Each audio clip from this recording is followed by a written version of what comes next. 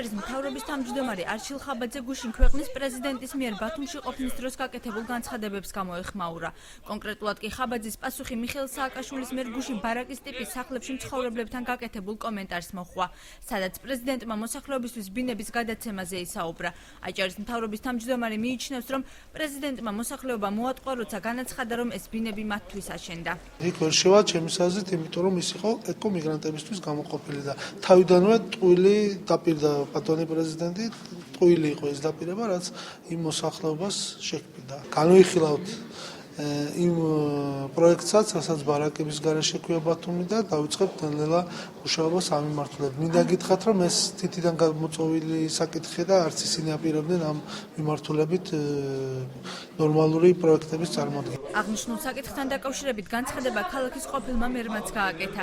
რობერტ ჩხაიძე მიიჩნევს, რომ ახალ ხელისუფლებას იმ სოციალური სახლების მშენებლობისათვის, რომელიც წინა ხელისუფლების მიერ გასულ წელს დაიწყო, 2013 წლის ბიუჯეტში თანხა გათვალისწინებული არ აქვს.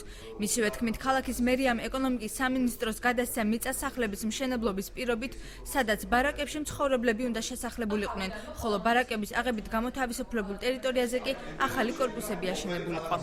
ფაქტურად ართმევენ ამ მოსახლეობას და აპირებენ ალბათ მათი აქტივისტებისათვის ამ სახლების გადაცემას. მე იმ პერიოდში ვიყავი ქალაქის მერი.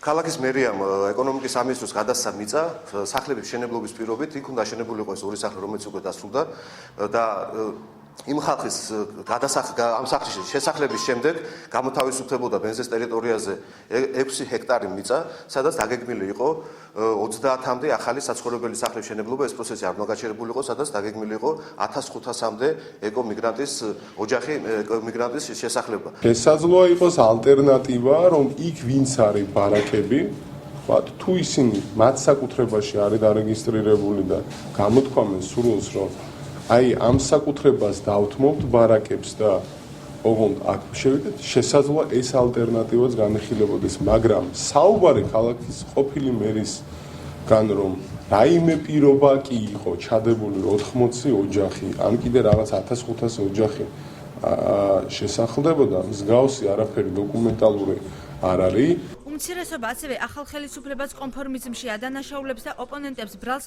ხელოვნების უნივერსიტეტისთვის მათ მიერ გადაცემული შენობის მითვისებაში სდებს.